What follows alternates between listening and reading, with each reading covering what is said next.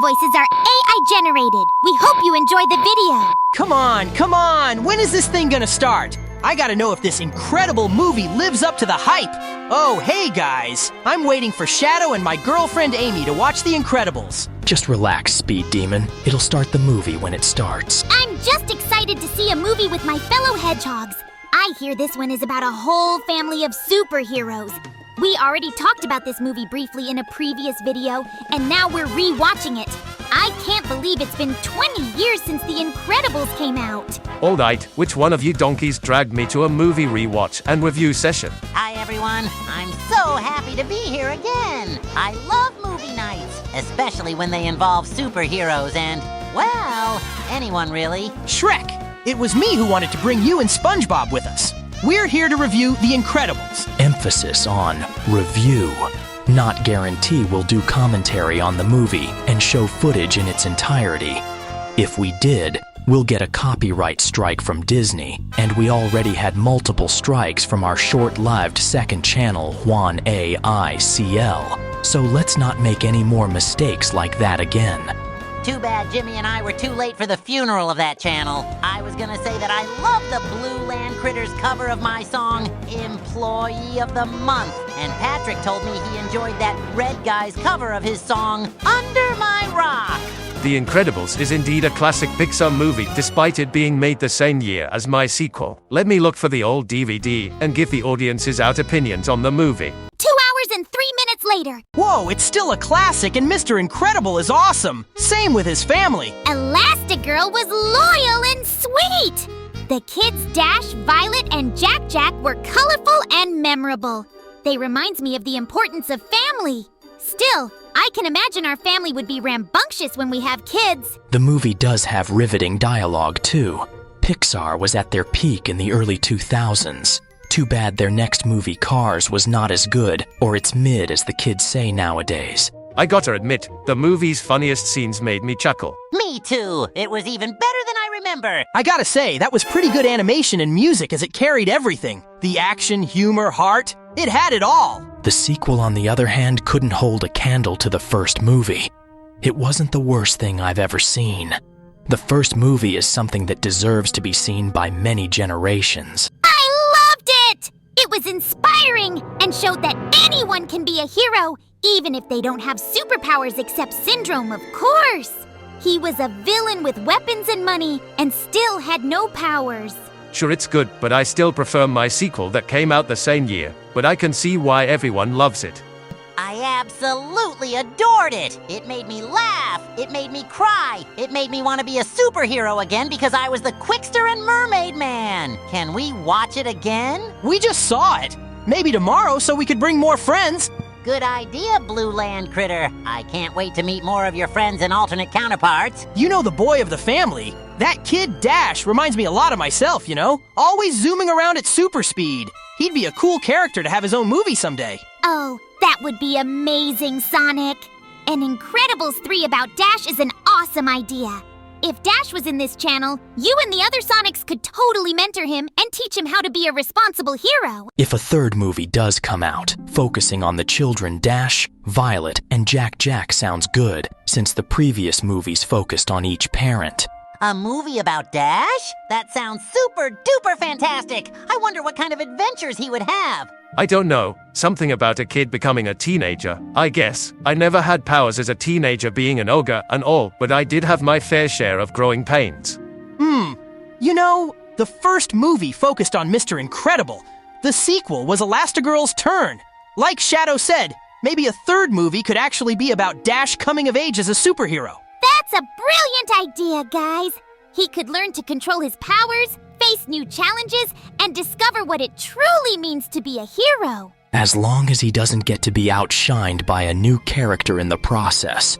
Oh boy, oh boy, oh boy. Pixar, you better make that movie. Don't disappoint us, please. I gotta say, Mr. Incredible and I have a thing or two in common. We're both packing some serious muscle, ain't that right? Yeah, well, he's a superhero and you're an ogre who lives in a swamp. Hey, I may not wear a cape, but I can still hold my own in a fight. Besides, I'm way more interesting than some washed-up superhero with a midlife crisis who makes comeback with his family. Preaching to the choir, huh, ogre? Can I interject? My first movie, the SpongeBob SquarePants movie, actually came out around the same time as The Incredibles in fall 2004. We were both rookies in the movie world back then. That's right, SpongeBob. That's so cool. I bet people watched both movies, and I loved your first movie too. 2004 sure was an awesome year full of movies. Both the first SpongeBob movie and The Incredibles were equally amazing movies. Still, my second movie was still more successful in 2004. It's still funny to me that a spoof fairy tale movie made the most money more than a couple superhero movies. And I gotta say, it still stings a bit that The Incredibles stole the spotlight at the Oscars. My second movie came out earlier that year, and let's be honest, it was the bigger movie, animated or not. Biggest animated film of the year, biggest film overall, period. You're not wrong there, Shrek. You were pretty dominating that year. Well, both movies are great in their own way. Like we said in a previous video, in 2004, movies sure had tough competition. Tough or not, I wouldn't mind having another golden statue on my mantelpiece. You know, just to keep things even with those supers. If The Incredibles came out any other year before or after 2004, my franchise could have been the only one besides those talking toys with 2 Best Animated Feature wins. There's no need for a sore loser speech, Ogre. Wait, what's an Oscar? Is it a delicious candy or that ugly fish voiced by Will Smith? It's the Academy Award, buddy. A prestigious one in the movie world. You would have already known that if any of your movies were critically acclaimed. Now that's something big I should win one day. Since I'm getting more movies, winning a fancy gold statue for a movie sounds just as fun as being promoted at the Krusty Krab. Yeah, that's right, Yellow Donkey, a fancy gold statue that says Best Animated Feature, or for simpletons, most popular cartoon movie this year. Don't worry, Shrek. We all know you're a winner in our hearts. All right, before any of you get any funny ideas, let me address the elephant in the room. Shrek and I are not a couple. Yeah, what he said. We just happen to be here reviewing a movie together. That's all. Wait, is that What you think it is? No, please not again. What's wrong with people? Fan art can be fun and eye-catching, but then there's ugly, traumatizing art. Like we said in our glitter video and 2000s video, this internet thing, it gets out of hand sometimes. Please, let's not bring up the unfitting ship art again. We better not encourage the fans to make more art of Shadow and Shrek together. Back to the movie. Did you see all those powers Jack had at the end? Fire, phasing, turning into metal, and then a red monster baby. That kid's a walking arsenal. Multiple powers at such a young age. Fascinating. He could be a real force to be reckoned with when he grows up. He's just a baby now, but I can already see him becoming a great hero like his parents. That Jack needs a good talking to about the importance of responsibility with great power when he grows up like that spider donkey. Can't have a superpowered toddler running around causing chaos. Now can we? My little ogre children were bad enough in my nightmares. Maybe Jack can learn a thing or two from both his parents and his future therapist. He'll definitely need guidance, but with his potential and his family, he can achieve great things. Let's hope he controls his powers as he gets older. We better not have another hero turning into a villain. As for the last and oldest Par child, Violet, her invisibility is so cool. It would be amazing to be able to disappear like that. Actually, Amy, you did have the ability to turn invisible in our dreaded game, Sonic 06, remember? Oh yeah, I forgot I used that power. I guess it's because I think more about that dog-shitty game with its horrendous story and many glitches more than my gameplay. And come to think of it, why was I even invisible in that game? I don't remember ever using that power before or since. It could be dumb game designing and that entire game was a glitch. Yeah, the invisibility thing was pretty weird. Maybe it was supposed to be a secret power we never unlocked. But Violet from The Incredibles clearly used it better than Amy. I don't know what any of you are talking about, but invisibility sounds super fun! Sandy was Miss Appear, and we'll talk about that particular episode later. I wonder if I could turn invisible and sneak extra Krabby Patties before Mr. Krabs catches me. Maybe invisibility isn't the best power for everyone, SpongeBob. Besides, you're way more fun-sized as you are. Wait a minute. This whole movie with the family of superheroes, it reminds me of something. Oh? What is it, SpongeBob? There was this episode from my cartoon that focused on Mermaid Man and Barnacle Boy, where they needed our help to fight crime. Barnacle Boy turned evil, and we formed our own superhero team, the International Justice League of Super Acquaintances. Really? What kind of superpowers did you guys have? Well, I had my super speed like you, and that Dash Boy. Patrick could stretch like Elastigirl and Mr. Fantastic. Squidward could control lava and magma, and Sandy had her invisibility like I just mentioned. It was so fun having powers just for wearing a costume. Sounds like a goofy excuse for a superhero team. Didn't you all hurt each other by accident when you were trying to attack Barnacle Man, Man Ray, and the Dirty Bubble? Compared to these poor folks, it does sound a bit underwhelming. But it sounds like a lot of fun, SpongeBob. Having your friends helping you fight evil, that's what being a hero is all about, right? Exactly, Amy. And guess what? We even saved the day just like the Incredibles. Sure, it was Mermaid Man that made Barnacle Man become Barnacle Boy again after allowing him to get a regular-sized Krabby Patty, but we all laughed it out in the end. See? You might not have fancy suits or laser beams, but you and your friends got heart and teamwork. That's what truly matters. I wouldn't be surprised if the creator of the channel makes me wear a silly costume and fight alongside a talking sponge donkey or my 5th movie spoofing superheroes. Maybe you'd be the perfect Incredible Hulk-type character. You are a big green monster after all. We could have you get a catchphrase like, Swamp Smash? Well, I am good at scaring fairy tale creatures and angry mob villagers. Thank you very much. SpongeBob, you had an episode where you and your friends joined Mermaid Man to form a super team, right? Let me get this straight. Your grouchy neighbor Squidward, the one who complains all the time, had superpowers. Well, not exactly a superpower. His suit did most of the work, but he did help us out in his own way. What was it again? Super grumpiness? The ability to make everyone around him a buzzkill? No, not that. He had a connection to lava. Lava. Now that's just silly, especially since you living underwater. Hey, it wasn't silly. It actually worked. Sure, he accidentally burnt me, and that Mermaid Man, being a senile old fruit, used his water ball on him to distinguish him. Lava, huh? That reminds me of someone. Oh, God. Not that again. It's that pink girl that's not from Lazy Town.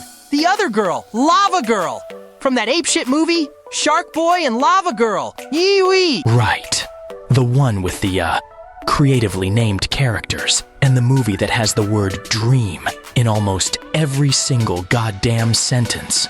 Oh my! You've seen Shark Boy and Lava Girl? That's amazing! No, it wasn't.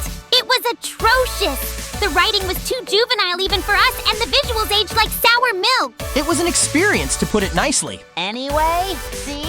Squidward with his lava connection. Kind of like a grumpy, tentacled lava being, only a few years before that movie came out. More like a grumpy, lava-less squid, wouldn't you say? Hey, he still helps. And besides, not everyone needs fancy powers to be a hero. Sometimes even a grumpy squid can come in handy.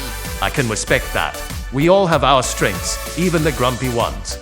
You donkeys want to know an interesting story? Back in 2005, I was at this airport, waiting for my flight. And wouldn't you know it, who do I see struggling to lift some empty airplane onto a loading platform? No way! You met Mr. Incredible himself? That's right, the one and only. That super strong donkey was all sweaty and grunting, trying to get this thing moving by himself. So, the mighty Mr. Incredible couldn't handle a little airplane lifting? Sounds like he needs to continue hitting the gym more often. Don't be so harsh, Shadow. He was probably having an off day, and I'm sure Shrek was being a helpful ogre. He maybe decided to lend him a hand. More like lending him a shoulder. You really helped Mr. Incredible lift airplanes. Wow, Shrek, that's so cool! You're like a real-life superhero, too! Just doing my good deed for the day. We all got to help each other out, even green ogres from swamps and stressed-out superheroes. So, you're saying you and Mr. Incredible are like secret airport buddies? If so, we better invite him to the channel someday. I never would have guessed this would happen, but hey, anything can happen in the multiverse. Well, even if Mr. Incredible didn't join this channel, I'm sure he appreciated your help and supporting us, Shrek. Yeah, thanks again. Just don't expect me to wear a cape and tights anytime soon. Speaking of capes, Maybe it's for the best you don't wear one, Shrek. Remember what Edna Mode said in the movie? No capes? By the way, E is a crazy yet smart fashion designer who made Mr. Incredible's new suit. She's obsessed with safety and apparently hates capes with a burning passion, and rightfully so. She's also voiced by the movie's director himself, Brad Bird. He also directed another Pixar movie, Ratatouille. You may think Edna Mode, or E for short, sounds like a control freak, but to me, she made a valid point that capes can kill a superhero. No capes, but capes look so cool! I wonder why Mermaid Man and Barnacle Boy didn't wear capes. Not even in their heyday. They would look super stylish even now as old people. I don't know, Yellow Donkey. Maybe Edna Mode has a point. Capes do seem a bit impractical for costumes. They can be caught in something and you'd die in the blink of an eye. Exactly! So, stick to your swamp and leave the capes to the professionals. Okay, Shrek? As for you, SpongeBob, maybe you should stick with your spatula and net. The ogre and Sponge need more wisdom from hedgehogs, eh? Who needs a cape when have pure power like mine? I got chaos energy in my blood and veins and super speed that rivals Sonic's. Shadow's right. You know, the villain of The Incredibles. Syndrome was a pretty interesting villain. Gotta give him credit for his plan. Indeed. He was cunning, resourceful, and clearly had a brilliant mind for invention. Those Omnidroids were no joke, particularly the one in the climax. But he was also cruel and manipulative. He used people and hurt innocent lives to achieve his goals. Worst of all, he wiped out most of the superheroes so he could sell his inventions to everyone, making the whole superhero thing meaningless. But why didn't he just use his brains for good? Like using his inventions to help people, or make giant Krabby Patties for everyone? Because SpongeBob, not everyone wants to be a hero. Some people just enjoy the power and control, even if it means hurting or murdering others. Agreed. Besides, a little competition keeps things interesting. Without villains like Syndrome, what would heroes like Mr. Incredible even do? Just have a boring family life? I don't know, Shadow. Maybe they could focus on helping people in other ways without needing a villain to justify their existence. Or maybe do community service or something charitable to have superheroes accepted again since they were sued in the beginning of the movie. But hey, at least the movie had a good villain, right? He kept things exciting, even if he is a big, mean jerk. I'll say that again. So, best Pixar villain Syndrome? I'm leaning towards yes. What do you guys think? Put a comment down below. You know, something about Syndrome kinda reminds me of someone. He's like that fancy Stark dude from all those Iron Donkey movies. But you know, an evil version. All that tech genius, that superiority complex. If Tony Stark never became a hero, maybe he could have turned out like Syndrome. Interesting comparison. They both have a knack for creating impressive gadgets and a bit of an ego, to say the least. Though I wouldn't say Tony Stark is evil. He can be a bit arrogant. But he does use his inventions for good in the end, and he was humbler and heroic as the MCU progressed. Iron Man? Is that the human who shoots lasers from his hands? That sounds super cool! Yeah, he's pretty cool. But back to Syndrome. There's one thing I gotta say. That hair. Seriously, the guy looked like he inspired Rumpelstiltskin's wardrobe malfunction pile. I'm sure Shrek noticed that in his fourth movie. Let's move on from the hair debate. But I do agree. Syndrome's fashion choices were questionable, especially since had blonde hair in the beginning of the movie as the #1 fan, and then had red hair later on when he turned evil. Fashion choices? Like picking out a cool outfit for fighting crime but look silly? Maybe Syndrome just wanted to look unique. Unique? Ha! More like a walking fire hazard. All that red, who knew a villain could be such a fashion faux pas? As for Elastigirl, she was a true soccer mom. No wonder she took center stage in the next movie.